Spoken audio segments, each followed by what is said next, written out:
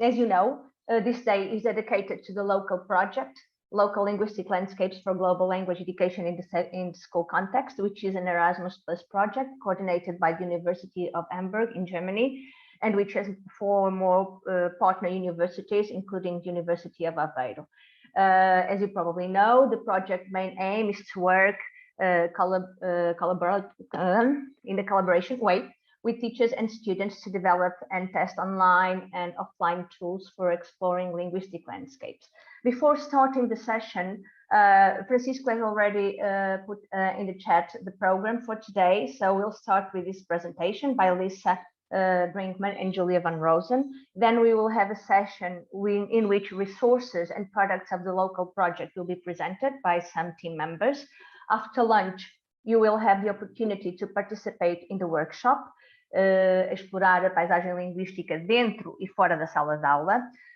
Given the number of participants who registered for the event, which were more than 300, the workshop, which takes place between 2 and 3 p.m., will have a limit of 30 participants and will be held in the separate Zoom link. I will put the Zoom link in the chat. So this link is exclusive to the workshop and is reserved for the first 30 participants who access it. After the workshop, we will listen to teachers and students' voices on an interdisciplinary project, which is the LoCALL app. And after a brief break, we'll have the round table, construindo comunidades mais inclusivas e sustentáveis, parcerias e diálogos. And finally, the closing session with the coordinators of LoCALL and TEDs. So I really hope that you enjoy this working day. Let's start now this session. As you know, this session will be led by Lisa Marie Brinkmann and Julia von Rosen, which is entitled "You Become Aware of How Many Languages There Are: Linguistic Landscapes in the Foreign Language Classroom." Let me just present briefly our speakers. Lisa Brinkmann is a research assistant at the University of Hamburg, and she's currently doing her PhD about the use of portfolios in the French classroom as a foreign language in schools and its impact on German students' motivation. She's part of this Erasmus project, LoCALL, and also of Committed, which stands for COVID, Migrants and Minorities in Teacher Education. Julia von Rosen is a director of studies with subjects French, philosophy, and music. She works as a head of the upper school department at the Marion Dönhoff Gymnasium in Hamburg. She completed her doctorate as a part of German-French co-tutelle de thèse on cultural transfer, using the example of Germain de Stael and Immanuel Kant at the universities of Göttingen and Cannes. I don't know if I pronounced it correctly, probably not. Her work focuses on Franco-German relations, interdisciplinary learning with an emphasis on the didactics of multilingualism, school and classroom development, and research-based learning, such as action research. In her work, she combines school and teaching practice with didactic research. So thank you very much, Lisa and Julia, for accepting our invitation. It's a great pleasure to have you with us. And before giving the floor to our speakers, let me just briefly explain how the session works. So the communication by Lisa and Julia will take place in English, but the PowerPoint is in Portuguese. They will have 30 minutes to make the presentation, and then we will have about 10 minutes for discussion. All the participants can ask questions in the chat during the presentation. I will collect all the questions. And maybe if we have enough time, participants can ask questions directly to our speakers.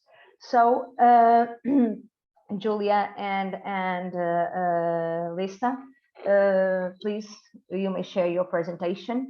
And thank you again so much for accepting this invitation. Thank you, Susanna. So yes, today we're going to talk about you become aware of how many languages there are, linguistic landscapes in the foreign language classroom. And this is actually also our aim. We aim to present the integration of linguistic landscapes as a method for promoting language awareness in foreign language teaching and its effects on learners. And therefore, we will present linguistic landscapes as a didactic tool from a plurilingual perspective, and also focusing and taking the point of view from language awareness. We will also present the empirical study we made in the French language classroom and also show some perspective. And we understand linguistic landscapes as a resource for implementing the didactics of plurilingualism in the classroom. And besides, linguistic landscapes are suitable for implementing plural approaches to languages and cultures. So this is the whole frame. I will briefly introduce some examples of linguistic landscapes because this example for a visual linguistic landscape is the most common idea of linguistic landscape. So you have different languages displayed in signs and shops, and there are also other forms of linguistic landscapes, such as soundscapes. So I will just show you an example. Sternschanze, Übergang zur S21 und S31 sowie zum Messegelände. Next stop, Sternschanze. Please exit here for exhibition halls. So this was German and English in the public space, in the public transport, and it's just a touristic information that they give in English. And all these, another example that is also taken from Hamburg, like these two, is at the center of Hamburg, there is a place where they put, where you can touch the city. And so it is a kind of multimodal linguistic landscape. You have the different forms and shapes of the buildings, and the street names are written in Braille. So it's another way of how to experience the linguistic landscape. And finally, Prada introduced the concept of sensescapes, which is, this is just a photo to give you an idea that maybe you can imagine a place where you can really smell or taste a language. So this is from a Mexican market. And when I close my eyes, I get directly to the place and I can smell the Mexican culture and the Mexican language. So these are the different ways how we can perceive and how we can differentiate between linguistic landscapes. And now let's go to language awareness. I will briefly present the 5 dimensions of language awareness following James and Garrett. So there is the cognitive dimension, which means the knowledge about language and metalinguistic skills. Then there's the affective dimension, which describes the motivation that you have for language learning, and also the attitudes that you develop for different languages.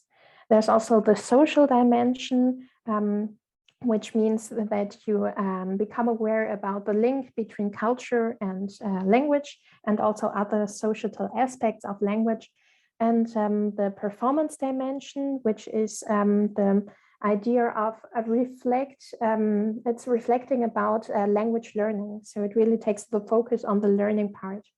And finally, the power dimension, which is about ideologies of languages, and also how power relations determine or influence the languages that we have around us.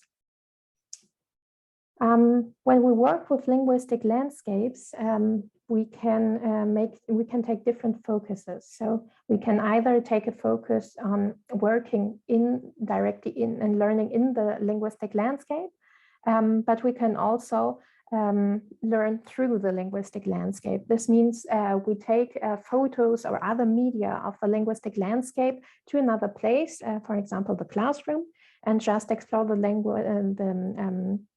linguistic landscape out of the linguistic landscape per se.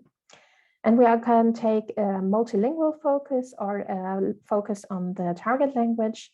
And in the presentation, we will mostly be in this part here, which is a focus on learning in the linguistic landscape and the multilingual focus. And this means exactly to explore the multilingualism directly in the linguistic landscapes through immersion in the public space. The empirical study we made is framed by the LoCALL project that Susanna just presented, and we will present a case study that we made within its real world context. And our research questions are: what does the integration of linguistic landscapes into foreign language classroom in the form of an ethnographic walk, what we call balade linguistique, could look like? And what dimensions of linguistic landscapes are developed through this walk? So here you can find some more ideas and more information about the project, but I would just skip it and go directly to our empirical study. So we worked in a multi-professional team. This means that we had one teacher, which is Julia, and two researchers, Sylvia and me. And we worked and we researched in Julia's French class in 6th grade. So they worked with 19 students who are learning French for less than 1 year. And we made 2 phases, each of 90 minutes. And we will focus on the second phase, where Julia and I accompanied students on the balade linguistique. And then for the following, we are going to categorize the linguistic landscapes that we found. So according to what I presented in the beginning. And we will also categorize the observations the students made and their quotes according to the 5 dimensions of language awareness. Now, this is Julia's part. Okay, thank you, Lisa. As Lisa said, we structured our project into 2 parts. What you can see here is the first part, digital linguistic landscape, which was shown in form of a presentation in the classroom. And I would just say a few words so you have an idea of what it was about. There was a little story told in this presentation, a story of a young girl who takes a little walk together with her dog, and she walks through her district in Hamburg. It is a district very different from the one that we saw together with the pupils, and this is important because the sort of languages you can discover are very different. So this is a little story. There are also exercises and tasks integrated, and the pupils were asked to sort of identify with that young girl and to make the experience through her eyes. So this was in last March, and then 2 months later in May, we made what Lisa said, balade linguistique, a real ethnographic walk in our district, which is called Blankenese. It's here in the western part of Hamburg. And I would like to describe you roughly how we organized this balade linguistique. So we prepared a worksheet because we wanted to have the pupils reflect on what they remembered of the first part. So we asked them, what languages did you discover in the digital linguistic landscapes? What did you learn about languages? And then also, what are you expecting to find here in Blankenese?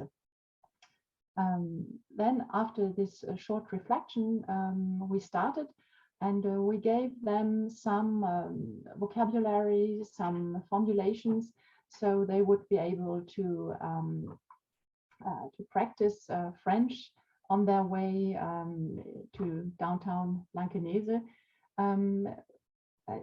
On the one hand, we thought it was important to relate French class to this multilingual focused linguistic landscape, and also to raise their awareness to things by giving them French words and French questions.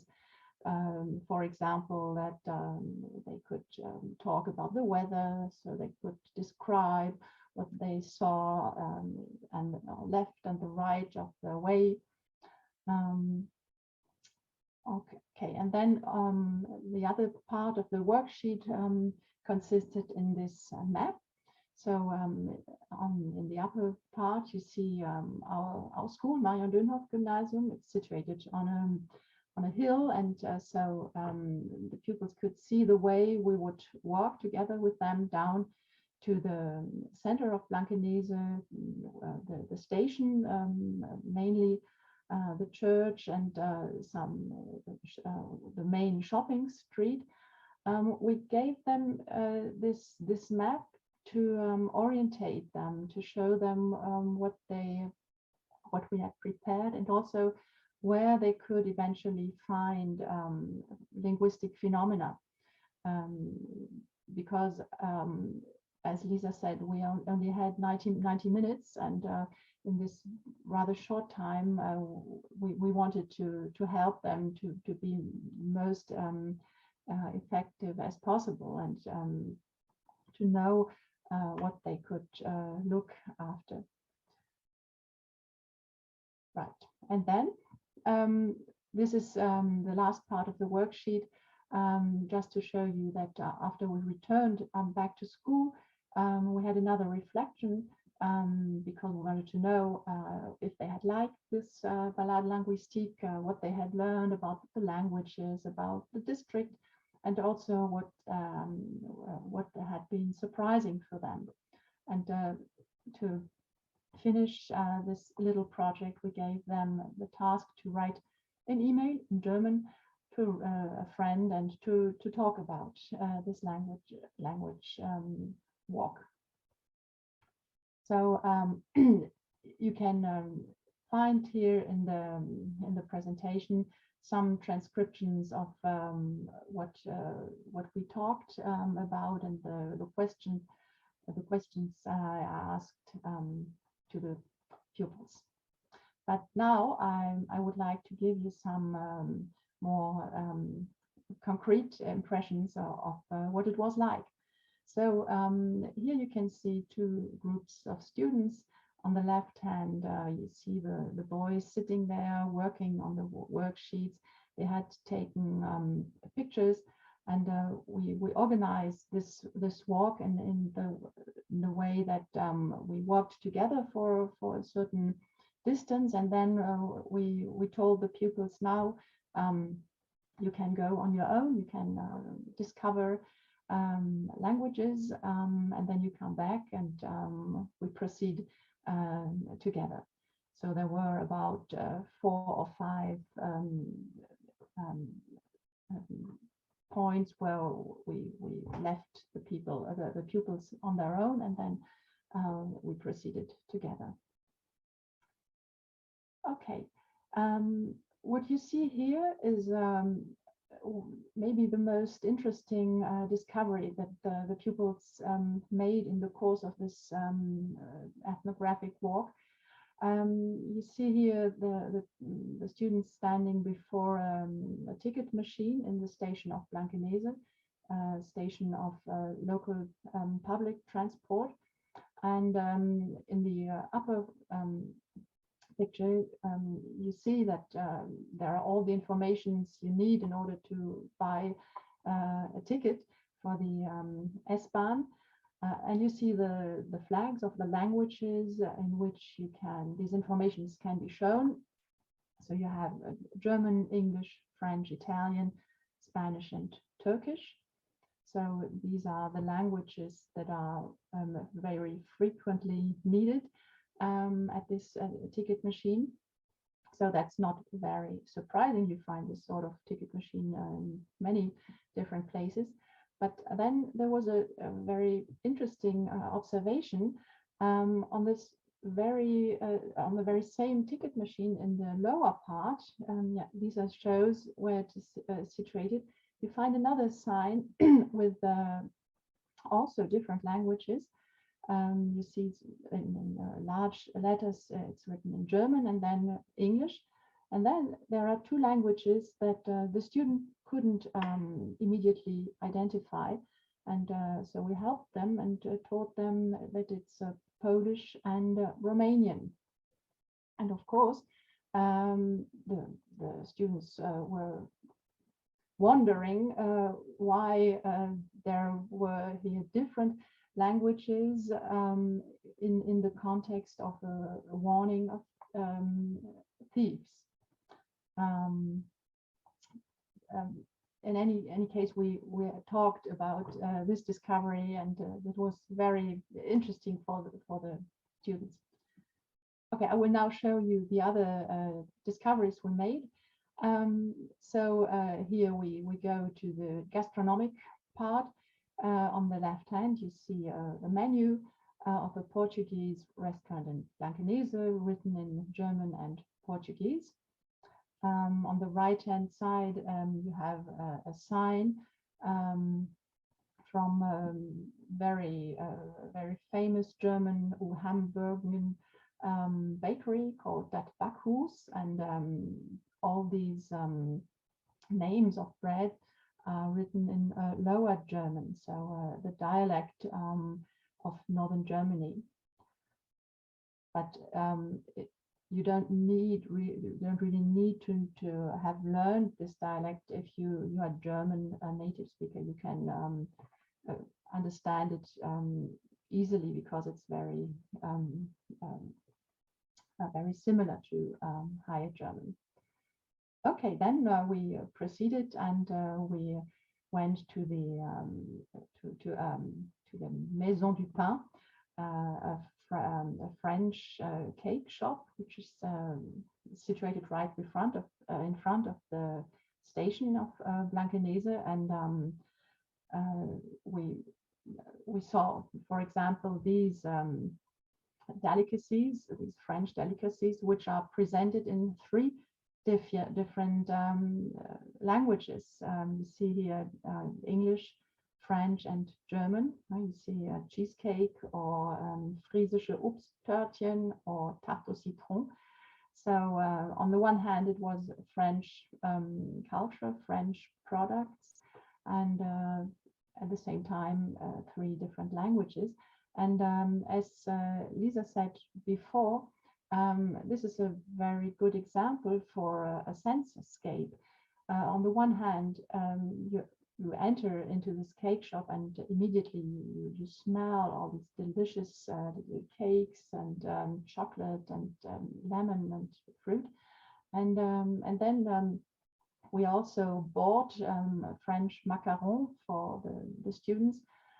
So they also had a taste experience, and they were very happy about the richness of the experiences they could make there.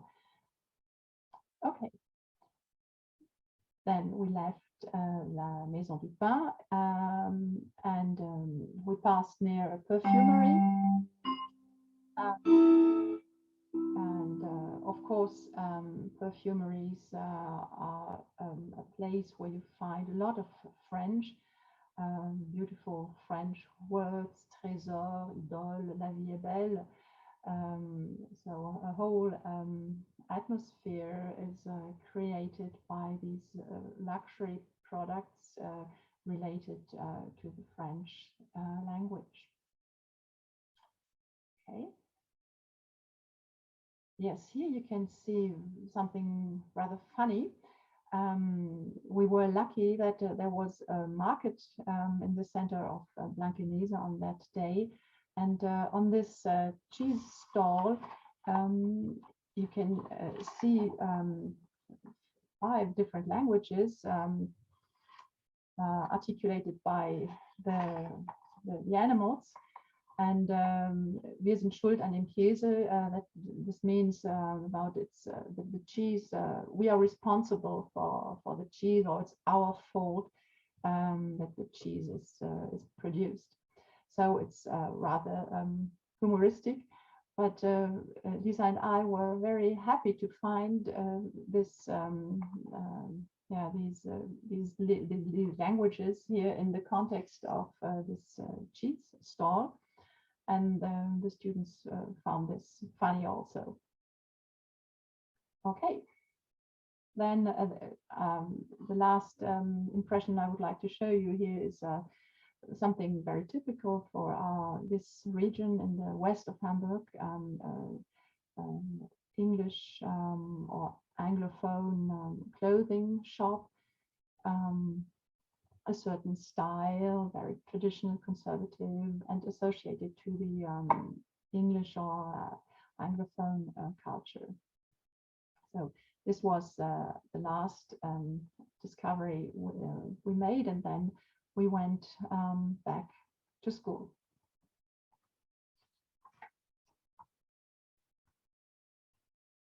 Yes, and at school we discussed all the things, the photos, the languages the students found. And the first thing that I would like to present is now the cognitive dimension, because it is really stunning how many languages the students found. And so they really detected languages. The students differentiated, for instance, between Turkish and Spanish, and they also detected linguistic characteristics such as that Italian, in Italian everything is pronounced, so in French not everything is always pronounced. And they also became aware about the amount of languages.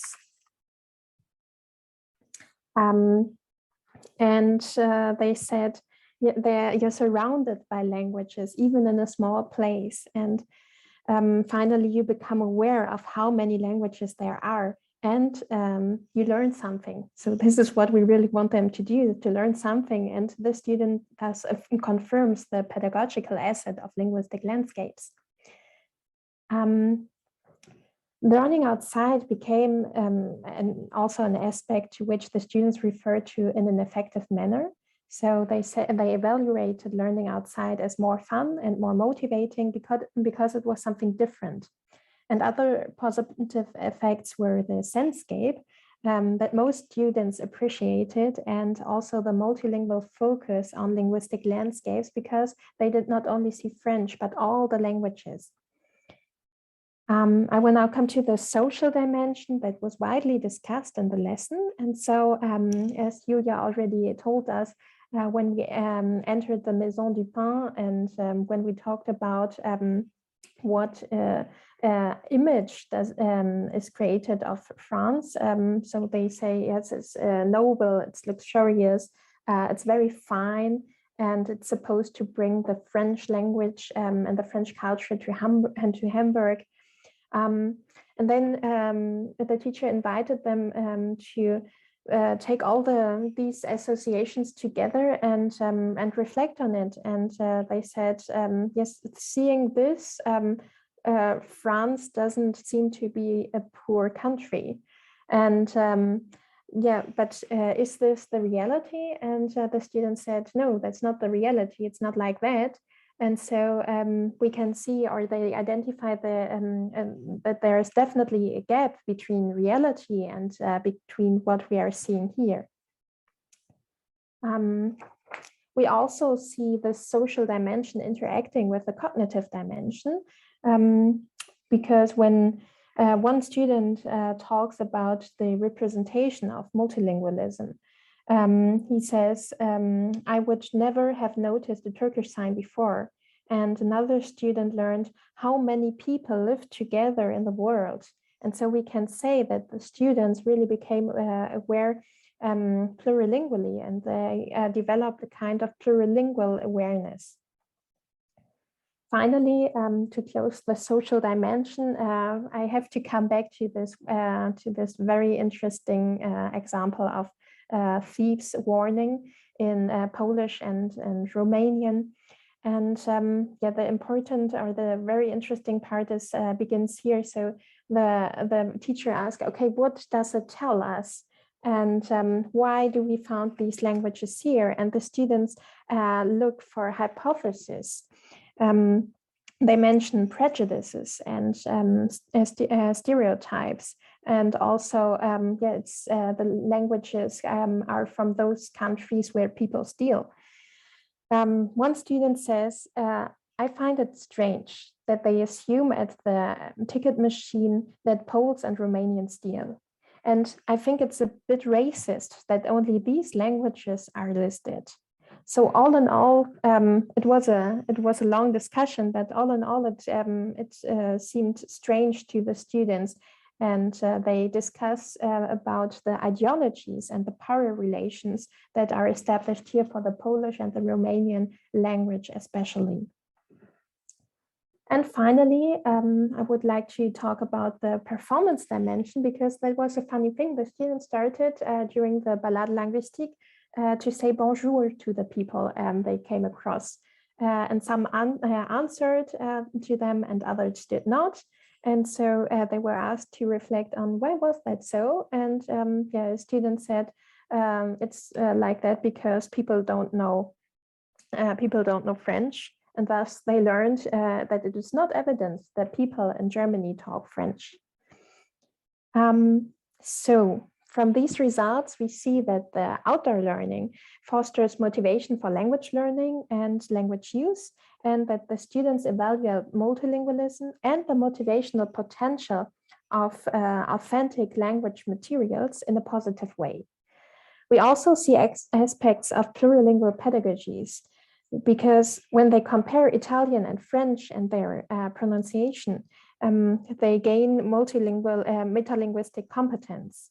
And when they eat the French macarons and thus integrate the gastronomics of the target culture into the classroom, they make an intercultural experience through these sensescapes. And when the students reflect on the representation of the languages and cultures, especially the French and the Romanian language, they develop a critical language awareness and even invest in ratio-linguistic discourses.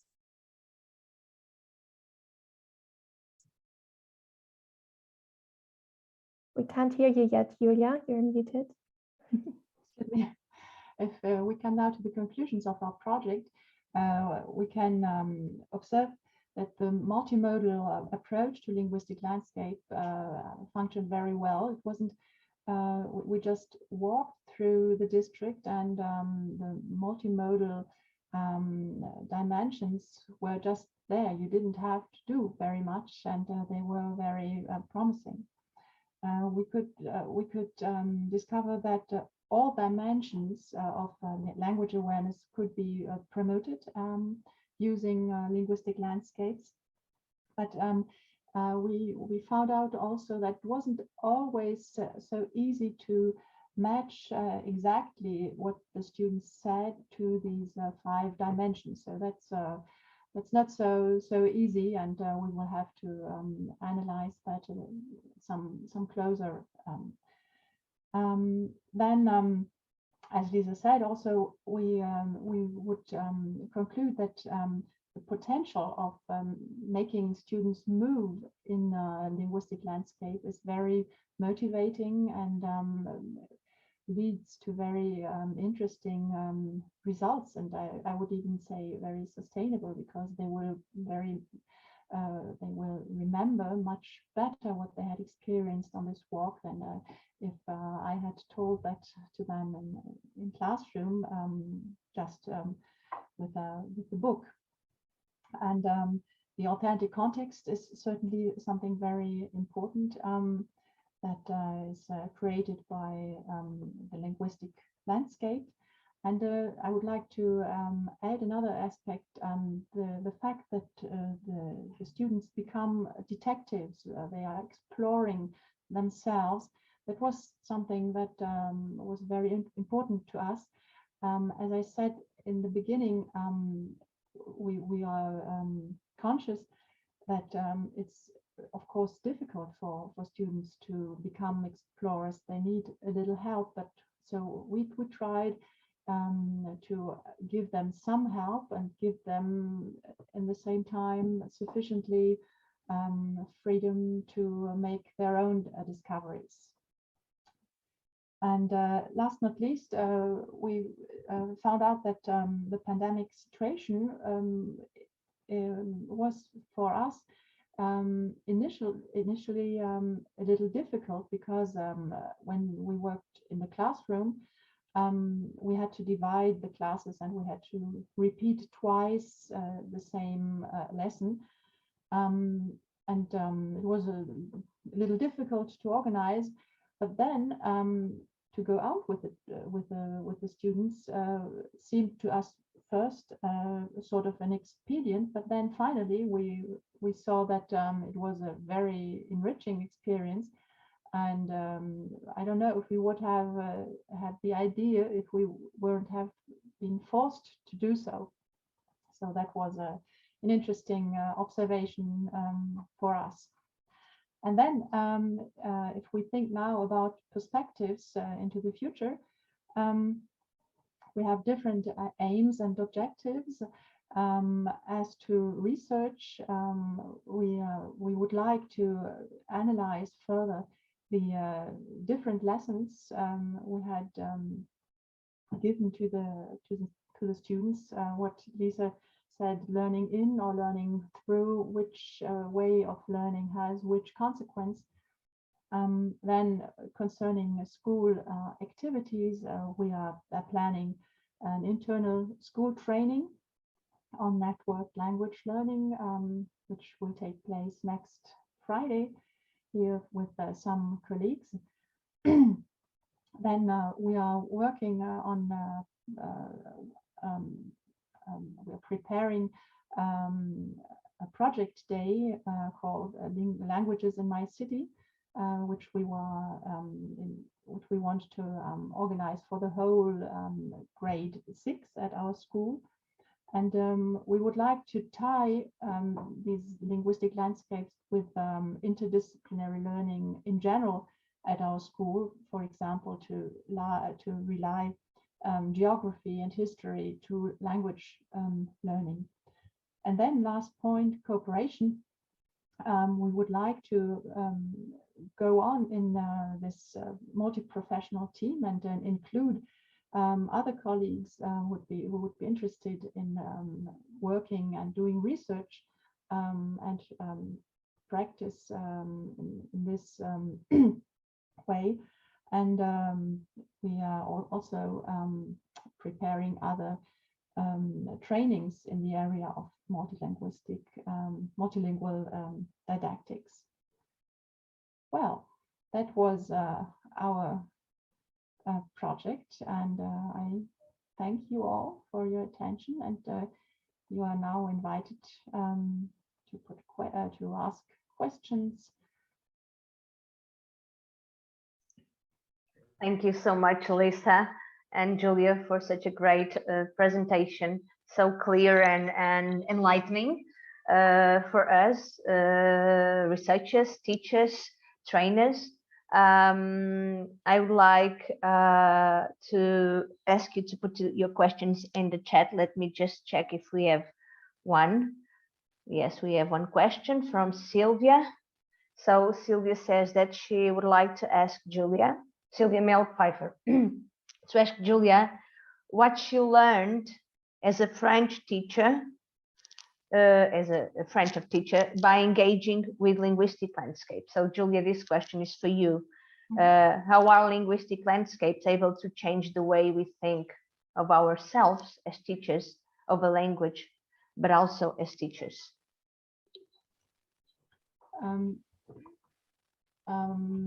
I think linguistic landscapes are one way of teaching